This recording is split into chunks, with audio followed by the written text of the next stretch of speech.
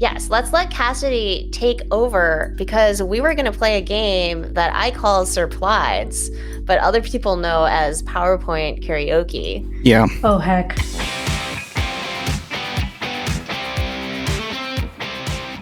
So we have prepared a number of very ridiculous images that we found on the internet that are loosely related, but actually not related at all. And we thought that you could pick a technical topic and improvise a talk based around these. Sure. So there's 15 of them. And anytime that you want to just advance the slide, you say next, and I guess we'll just see how it goes. Sure.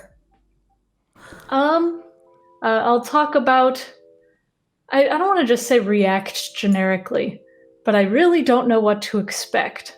So, we'll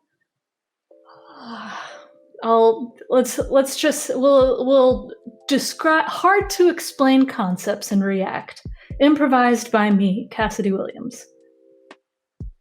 Next.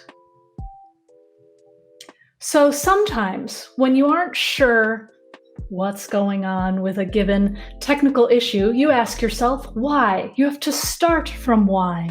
And then a light appears in your brain and you can figure out, because I am having this kind of problem, I'm ready to find a solution. Next, please. But sometimes that light does not appear. And so you need to find resources that will help you figure out these very difficult concepts. And when it comes to React, you never know what your issue might be if you don't have the proper tools in the place and the proper thinking in place. Next slide, please. So sometimes when you are getting into this mindset, you are actually kind of acting like the React concept of a side effect. And it's actually not just a React concept. It's in multiple technical things. But in React, there's a hook called useEffect. And what it does is it creates a side effect in your code. And so while you're working, while your application is doing something, there's an effect that happens that stays in sync with states. And it might be something that completely changes how something shows up. It might be something that interacts with your DOM a little bit more, but it's something that's separate. In this image here, see how the person is kind of working on the computer and they're doing their thing, but then there's something in that cloud that's happening elsewhere? That's a lot like an effect. That's something that's happening on the side of what the person is doing. Next, please. Now, when you're using effects, chances are 119% of your users won't actually know that you are using effects because they don't care. Next, please. But 93% of American households haven't even really used useEffect at all. And so how would they actually know what you're doing in your application? But I will say, in addition to those 93% of American households, the remaining 7% leading up to that 100% wishes that they understood effects more, just like you. Next, please. 90% of dogs, however, when they are thinking about React components, they're not sure if they should be doing the functional component way or if they should be doing the React class component way. I typically tell dogs that they shouldn't care as much. They should just worry about life as they know it. Next, please.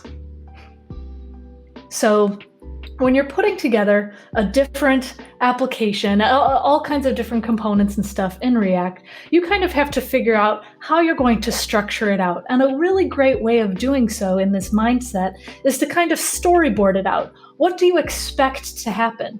In a case like this, for example, you might have an application where someone is watching some kind of program, and then when they go into the next phase, they might get a command to say McDonald's to end the commercial or something. And then when they say McDonald's, it happens, and then they sit back down on the couch and get to enjoy their program.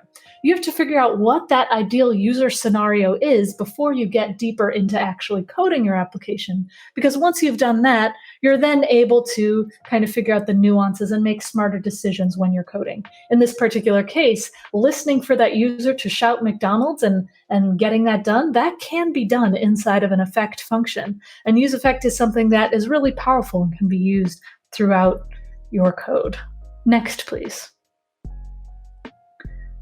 If you'll notice right here, code is a thing that you use sometimes, but this code right here is PHP. We don't talk about PHP. Next.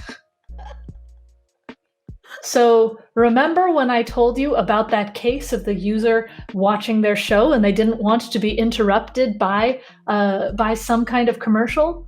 There are, in this diagram, you can see that there are 2 ways to carry 2 donuts at once.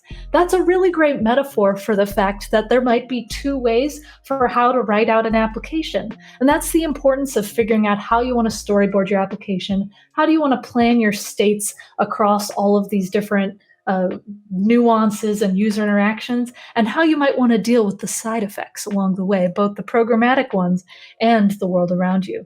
Next. And so it's 2020. You would think that in times like these, we would have perfected the whole vision thing, because I'm one that needs to wear glasses. I'm wearing contacts right now. You want to have 20/20 vision. But sometimes that's just not the case. And especially when you're looking at your code, you might think that you can see everything, but you can't. And that's where the concept of effects goes awry. Because you might be working on your state-driven React application where you make sure that you can hit all of those user stories and have all of these things happening. But effects can kind of happen out of nowhere. And so it's important that you really can see what you're doing, make sure you architect it out well, and of course, you're wearing the proper eye protection so that way you don't have significant eye strain. Next, please. So remember that sun? I hope that this presentation was a bit more sun for you and 90% of dogs out there who aren't sure what they want to do with effects and with how to plan out their React applications. Next, please. And for viewers like you, I hope at least 119% of you and 90% of dogs enjoyed this presentation. Next, please. How long is this going to go? Say yes to the sun. Today. Next, please. Thank you. I feel like I learned a lot. Oh, I'm glad. I tried to make it somewhat interesting. Oh my gosh, my brain is tired. I should have done component should update and do like pup date with the dogs. That was a mistake. Yeah, good. I thought it was good though. I learned a lot about, dogs and React. Yeah. Like, what if dogs could react? That's what it's all about. That is the big question. What if dogs could insert any programming language here?